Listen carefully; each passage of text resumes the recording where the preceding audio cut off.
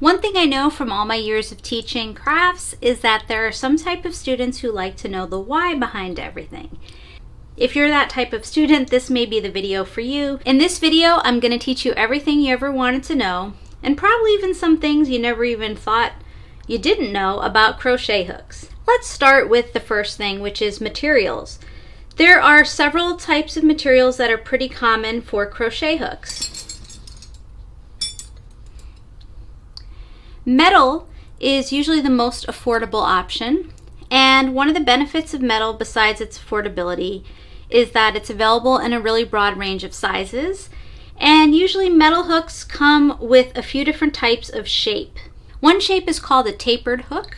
That's where the hook sort of gets wider as it comes to this piece here, which is the throat. There's also an inline hook where the hook is the same width all the way through. Many people find that they have preferences between inline and tapered hooks. Personally, I prefer tapered hooks. So metal hooks are affordable, so why doesn't everyone use them? Well, one of the challenges of metal hooks is they are thermally conductive. What does that mean? They conduct temperature. So if it's cold and you are crocheting with a metal hook, your hand is going to feel cold. If it's hot and sweaty, your hook is going to feel hot and sweaty. Because of that, these are not necessarily great hooks for people with hand injuries or with arthritis in their hand. And so for that reason, folks that have sort of hand issues, I would definitely recommend they consider another material. Another approach is to combine metal with another substance. This is a metal hook that has a handmade polymer clay handle. And this, besides obviously being very pretty, it also helps because most of your hand is going to actually rest on the polymer clay part of the hook, so it will minimize some of that effect of the thermal conductivity. A next common material is wood. One of the benefits of wood is that it doesn't have the thermal conductivity problem. It's usually finished, so typically wooden hooks that are finished are quite smooth, and so for that reason they can be really comfortable for people that have arthritis or other hand issues. I personally really like working with wooden hooks, but I know everyone has different preferences in regards to material. Another option is bamboo. Similar to wood, not always finished, so that's another option you might consider. This is a gorgeous handmade wooden hook from Nelson Wood. I have a review that I'll link to of Nelson Wood hooks, which I love. This is an ergonomic hook, so you may notice it has an unusual shape. This is actually to prevent hand strain as well as to look like totally fabulous. Nowadays, we also have hooks that are made from resins and plastic and other materials, and again, there's lots of different shapes for hooks that are ergonomic. For example, these two hooks both have ergonomic handles, but the actual hook itself is made from different materials. This is a metal and this is a plastic. And this is also a plastic hook. You can see that hooks are available in a lot of sizes.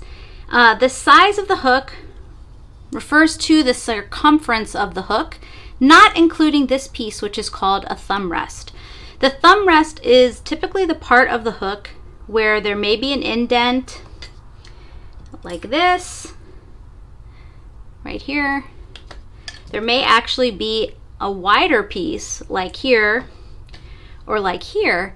And the purpose of that shape is when you rest your thumb on the thumb rest, you'll have the greatest control of the hook. Also, it'll be the right position for balancing the hook and also for preventing hand strain.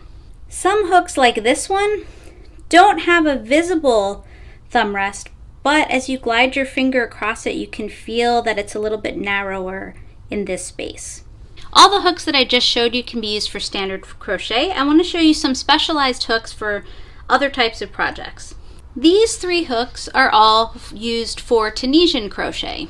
And so what you'll notice about them is they typically have a knob at the end. And that's because Tunisian crochet, similarly to knitting, you actually keep your stitches on the hook.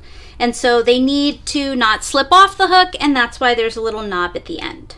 This hook you can see has two hooks. It's a double-ended crochet hook, and this is for double-ended crochet, which is a variation of Tunisian crochet, where you work with two different yarns going in different directions, and so you need a hook on each end. This is a handmade crochet hook that is used for dimensional stitches like bobbles and bullions and things like that. Having this sort of sloped shape allows you to make your extra loops here so that it's easier to glide your hook through them. Something else to consider are interchangeable crochet hook sets. These sets can usually be used for all types of crochet, for standard, for double-ended, and for Tunisian crochet. So what makes them interchangeable? Typically they'll come with a bunch of hooks in a variety of sizes, and then the end of the hook will allow it to be attached to a cord. So I'll share this as an example. This is the cord for this particular set, and you'll add the hook to the cord. At the other end of the cord, you can put another hook if you want to do double-ended crochet, or you can put a stopper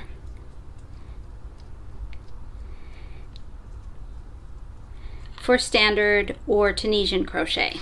Most of these sets have hooks in a variety of sizes, cords in a variety of lengths, and several different stoppers. Some of these sets come with connectors that will allow you to put together multiple cords if you want to make a really, really long crochet hook.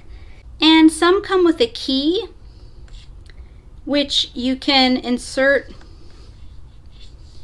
into the small hole to make sure that you've tightened the cord to the hook.